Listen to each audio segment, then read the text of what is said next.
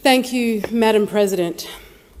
I am immensely honoured to be standing here before you as part of the 47th Parliament of Australia as the Senator for the Northern Territory. The Northern Territory is not only geographically Australia's gateway to Southeast Asia, but it is a place of rich diversity and spectacular landscape. We boast some of the largest agricultural and mining industries operations in the nation, along with a prevalent representation of multiculturalism, Aboriginal land titles and language-speaking Aboriginal people. As a true Territorian, it is this rich mix of coexistence that makes me proud to say I always was and always will be a proud Australian.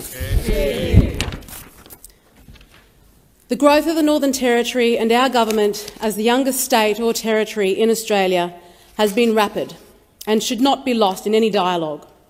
The Territory, as its own jurisdiction of self-governance, is 2 years older than I am. My mother was born under a tree and lived within an original Warlpiri structured environment through a kinship system on Aboriginal land. Her first language was Warlpiri, and her parents, my grandparents, had only just come into contact with white settlers in their early adolescence. Despite this rapid advancement, much has been achieved and gained. The Northern Territory calls a spade a spade. We are realists, and this is likely due to the direct connection to our environment. We have space to think, and the harsh reality of our country is that you need to be very aware of your surroundings and yourself. Otherwise, you could perish rather quickly. We have a foundation of a sophisticated but brutal culture, where it was kill or be killed over resources such as water, women, and later livestock, food for survival, or from doing the wrong thing, like marrying the wrong way or sharing knowledge that's not yours to share. Like many countries around the world, when cultures collide and are forced to find ways through socialisation, everyone is affected. Often, those that are left behind become even more marginalised and are preyed upon by many opportunists for monetary gain, power and control.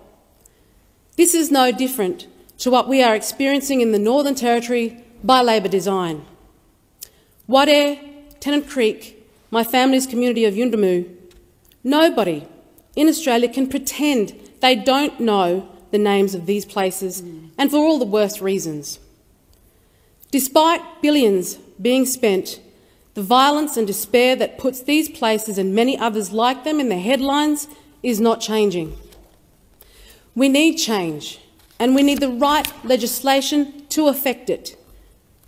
My vision, my hope, my goal is that we can effect change that will see women, children and other victims in these communities become as safe as any of those living in Sydney, Melbourne or any other Australian city. My goal is to halt the pointless virtue signalling and focus on the solutions that bring real change, that changes the lives of Australia's most vulnerable citizens, solutions that give them real lives, not the enduring nightmare of violence and terror they currently live. It is not good enough that the streets of our Northern Territory towns and other towns across regional Australia have gangs of children aged 6 to 16 wandering around with no adult supervision in the early hours of the morning. It is not good enough that almost all of these children have witnessed or been subject to normalised alcohol abuse, domestic, family and sexual violence throughout their young lives and is a reason for their presence on our streets. Such neglect in great numbers would not be accepted in the prosperous suburbs of our capital cities. My colleague and Shadow Minister for Indigenous Australians, Julian Leeser, witnessed firsthand these scenes on the streets of my hometown of Alice Springs and nearby communities on his recent visit. I don't know where else in Australia a member of federal parliament can provide a tour of the numerous places their direct family members have been violently murdered or died of alcohol abuse, suicide, or alcohol-related accidents.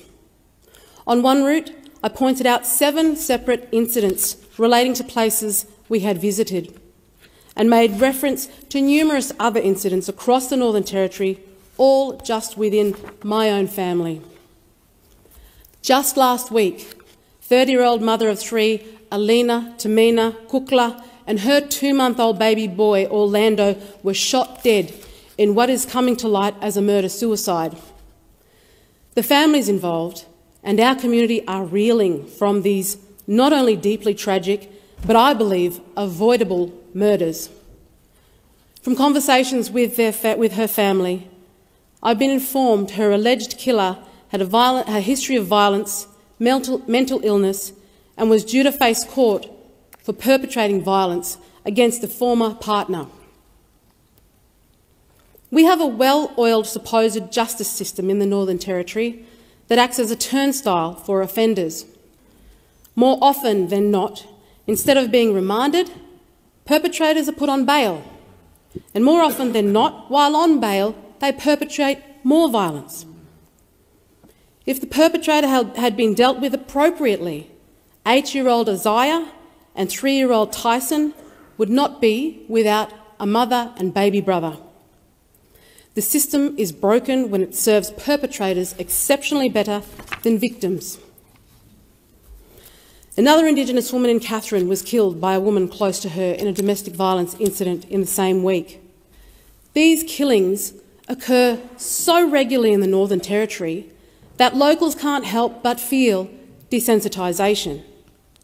Perhaps it is because of the scant or often wrong reporting from the media or the reluctance of the police media to report publicly. These days, we rely on social media and independent media outlets to provide our Territory communities with relevant details. The mainstream media have largely been silent on these latest killings. It has not sparked nationwide protests because the Indigenous victims have died at the hands of Indigenous perpetrators. Alina and Orlando were Australian citizens like you and me. They deserve outrage to demand an end to violence and murder. They deserve to be acknowledged the same way the women who protested to this very parliament deserve to be acknowledged. Their lives, like so many other lives taken in black-on-black violence, deserve better.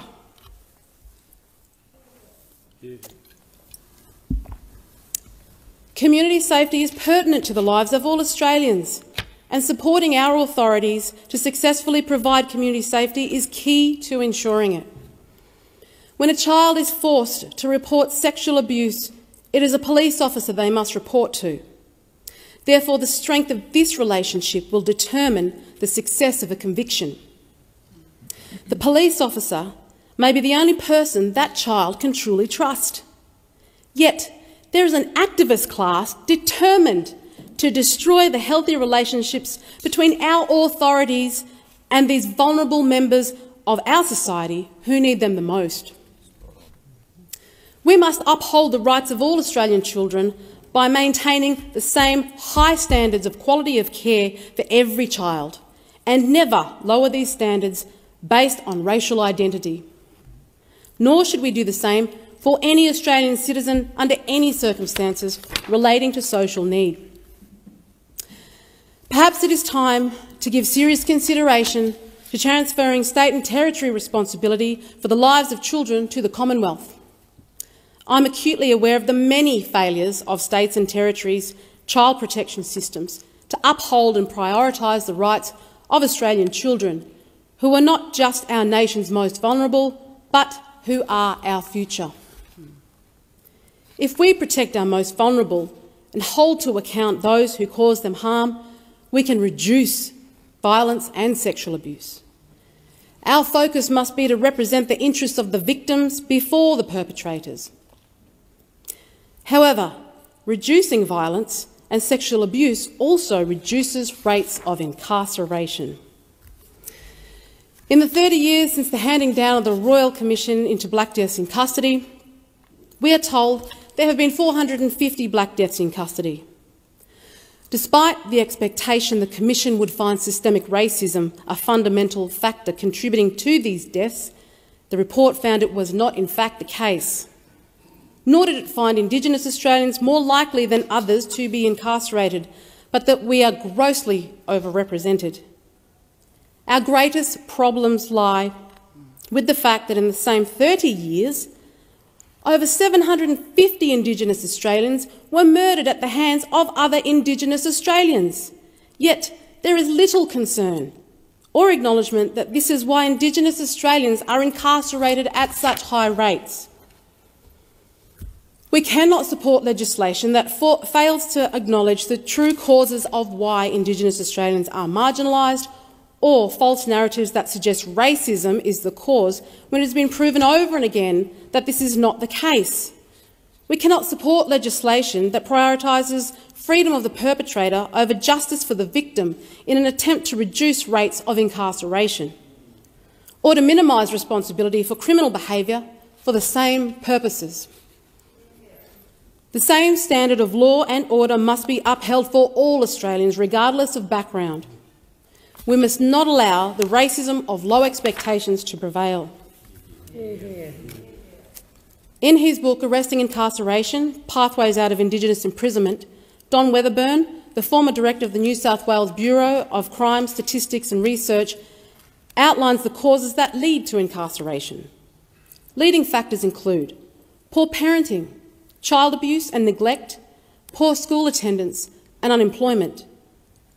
These factors are cause for any person, regardless of race, to be more likely to commit an offence leading to incarceration.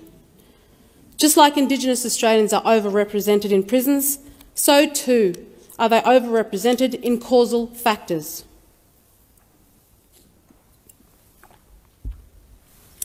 Better employment outcomes contribute to better functioning households, where children are more likely to attend school more often. Like my distinguished predecessor, Senator Neville Bonner, I believe free enterprise, coupled with sound fiscal management in a progressive commercial environment, forms the basis for economic independence. In other words, business and jobs are the key to economic health for a community, not the shackles of welfare dependency. Under the current Land Rights Act, coupled with growing welfare dependency, this environment has not had the opportunity to materialise for the marginalised traditional owners of the Northern Territory. This is a parlous situation I'm determined to improve. The intent of the Act was to provide access to conduct traditional activity and provide opportunity for economic use.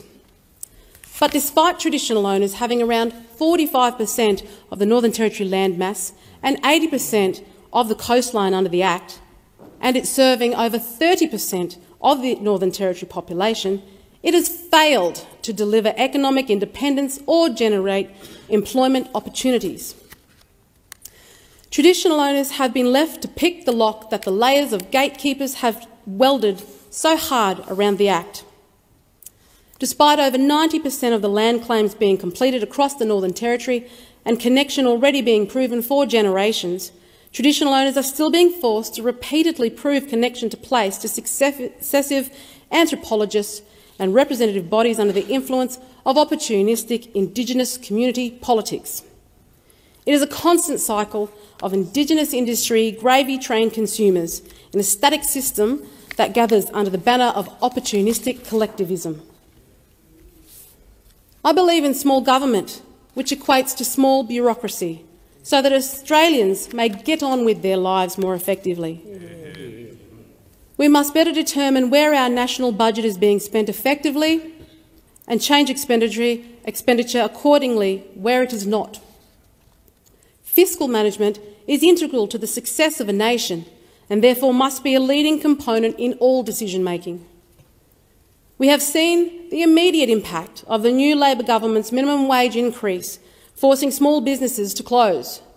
The cries of business people struggling with cost of living pressures, whose livelihoods are now destroyed, have fallen on deaf ears. This would have not occurred under a coalition-led government. Tax cuts are what delivers an increase in a worker's pay packets on payday. Tax cuts are what support small businesses to survive through the pressures of increased cost of living to ensure they do not have to lay off workers or close altogether. It is not only the private sector that is suffering. Non-government organisations that provide services to victims in domestic violence situations are now being forced to reduce staff numbers. These staff specialise in work specific to supporting victims of abuse and the reduction of family and domestic violence. Careful consideration must always be taken when delivering legislation so as not to produce outcomes that exacerbate already difficult circumstances.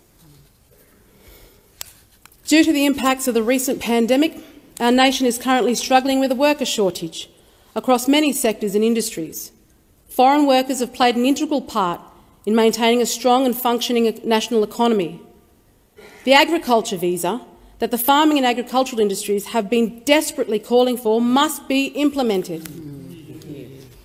Their family businesses should not suffer any more than they have during the last few years, where millions of dollars of crops have gone to waste for lack of availability of a workforce. The flow-on effects disrupt food supply and place strain on our economy. The strengthening of our national security and defence systems must be prioritised, given the geopolitical threats we are currently faced with. Simultaneously, we must encourage all Australians to recognise and take pride in our national identity, as historically we have done effortlessly. Without a sense of unity and pride, we leave ourselves vulnerable to external forces that would delight in our demise. Yeah. Along with my fellow senators, we have been elected to the 47th Parliament to represent Australians of all backgrounds, to be the voice of the voiceless. But in order to do this, we must listen with intent and serve with integrity. It is not for us to be silent on issues that affect a particular demographic that we may not ethnically originate from, or the gender we do not belong to. The purpose of our successful Westminster system is to courageously represent the interests of all. The tireless investment and effort of the former coalition government provided record funding for education support through scholarships and concentrated programs and investments such as the Yellow Shirt program, Getting Kids to School, investing in state and territory governments, universities and organisations. We know that education provides choices. We invested hard so that better choices have resulted in better communities and lives. We now see these benefits of this investment with more Indigenous doctors, architects, lawyers, teachers, business owners and tradespeople. Thank you to our Liberal and National Party leaders, to the my Country Liberal Party predecessor, Senator Nigel Scullion, and to every Indigenous person who took this opportunity to build a better future for yourselves and our nation. Your efforts are acknowledged. In Australia, we have experienced historically significant acts of symbolism that include the 1991 Reconciliation Walk across Sydney Harbour Bridge. For 6 hours, 250,000 Australians of all backgrounds walked together to demonstrate the fact we are not racist, but are overwhelmingly in support of Aboriginal Australia. We have spent a week every year since commemorating this event and what it means. Throughout Australia, the reinvention of culture has brought us welcome to country, or recognition of country, as standard ritual practice before events, meetings and social gatherings by governments, corporates, institutions, primary schools, kindergartens, high schools, universities, workplaces, music festivals, gallery openings, conferences, airline broadcasts, and so on and so forth. I personally have had more than my fill of being symbolically recognised.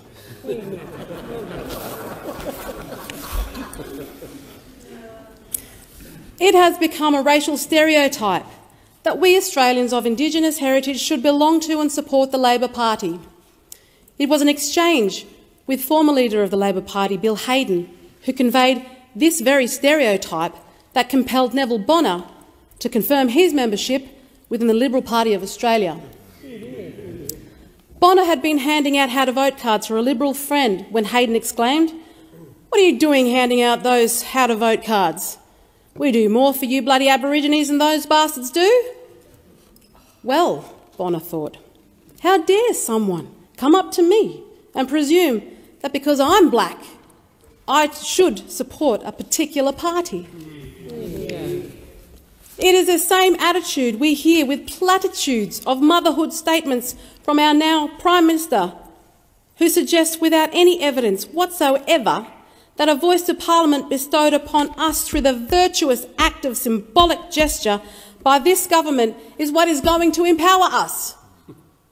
This government has yet to demonstrate how this proposed voice will deliver practical outcomes and unite rather than drive a wedge further between Indigenous and non-Indigenous Australia. And no, Prime Minister, we don't need another handout as you have described the Uluru Statement to be. No, we Indigenous Australians have not come to agreement on this statement, as also what you have claimed. It would be far more dignifying if we were recognised and respected as individuals in our own right who are not simply defined by our racial heritage but by the content of our character. Yeah. I am an empowered Warlpiri Celtic Australian woman who did not and has never needed a paternalistic government to bestow my own empowerment upon me. We've proven for decades now that we do not need a chief protector of Aborigines. I've not got here along with 10 other Indigenous voices, including my colleague, Senator for South Australia, Karen Little, to this 47th Parliament of Australia like every other parliamentarian. Through hard work and sheer determination. That's how we got here. However, now you want to ask the Australian people to disregard our elected voices and vote yes to apply a constitutionally enshrined advisory body without any detail of what that might in fact entail. Perhaps a word of advice, since that is what you're seeking. Listen to everyone, and not just those who support your virtue signalling agenda, but also to those you contradict. We see two clear examples this week of this failure to listen. The news that grog bans will be lifted on dry communities, allowing the scourge of alcoholism and the violence that accompanies it free rein, despite warnings from elders of those communities about the coming damage. Coupled with this, the removal of the cashless debit card that allowed countless families on welfare to feed their children, rather than seeing their money claimed by kinship demand from alcoholics, substance abusers and gamblers in their own family group. I could not offer two more appalling examples of legislation pushed by left-wing elites that are guaranteed to worsen the lives of Indigenous people. Yet at the same time, we spend days and weeks each year recognising Aboriginal Australia in many ways, in symbolic gestures that fail to push the needle 1 micromillimetre toward improving the lives of the most marginalised in any genuine way. But we must always remember that our nation is not simply black and white. We are rich with the contribution of Australians of many backgrounds, 30% of who were born overseas, and this is one of our greatest strengths as a nation. My elders taught me that any child who is conceived in our country holds within them the baby spirit of the Creator ancestor from the land. In other words, Australian children of all backgrounds belong to this land. They too have chukurpa, dreaming, and they too are connected spiritually to this country. This is what I know true reconciliation to be. These teachings cannot be delivered through legislation, nor through any Corporate Reconciliation Action Plan. These teachings are about what it means to be a modern human in an ancient land. It's time to stop feeding into a narrative that promotes racial divide, a narrative that claims to try to stamp out racism but applies racism in doing so and encourages a racist overreaction. Yes, it is time for some truth-telling. Our nation's schools' sole responsibility should be to educate, not indoctrinate. But we have in recent times witnessed the overwhelming politicisation of our children. Children are now encouraged to skip school, to be paraded as activist spearheads by adults who place the weight of the world on their shoulders. Meanwhile, children in remote communities, where school attendance rates are in some places as low as 19%, do not have the privilege of gaining an education that the activist class take for granted. Everyone wants to be an activist, to push governments to solve their dilemmas, but no one wants to be responsible for themselves.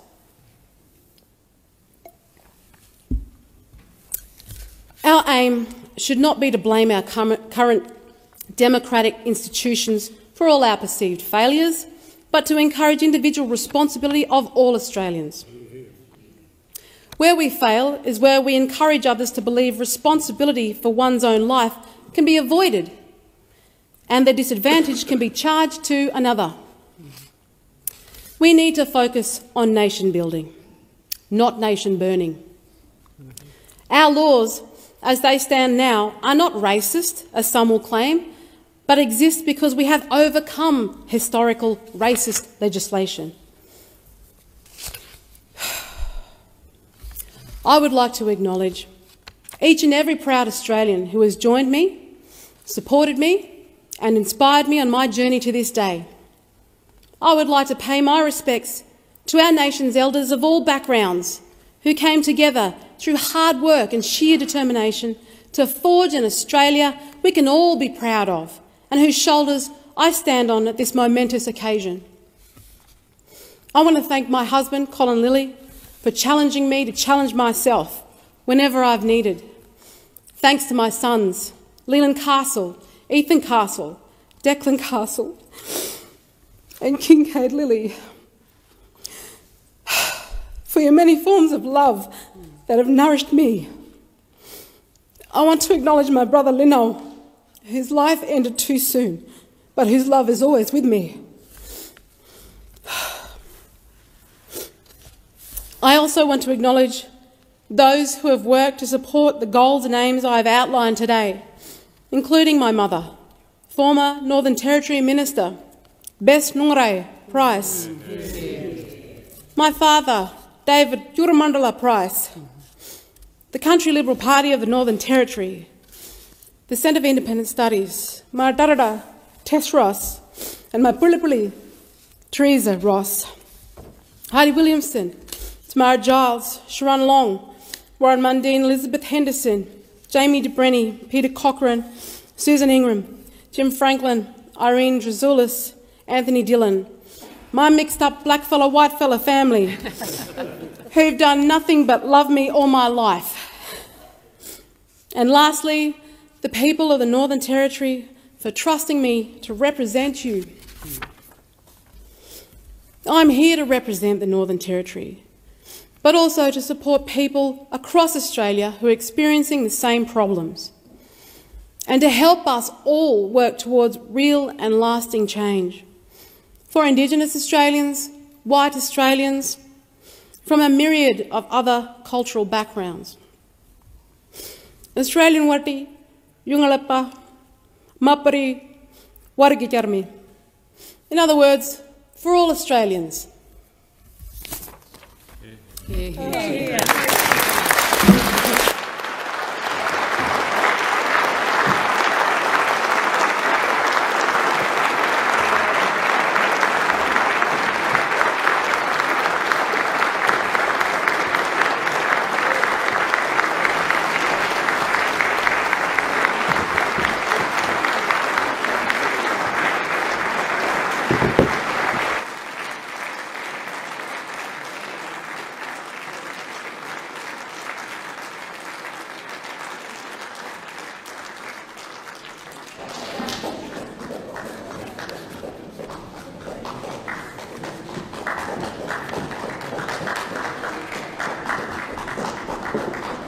Authorised L follow LNP Brisbane.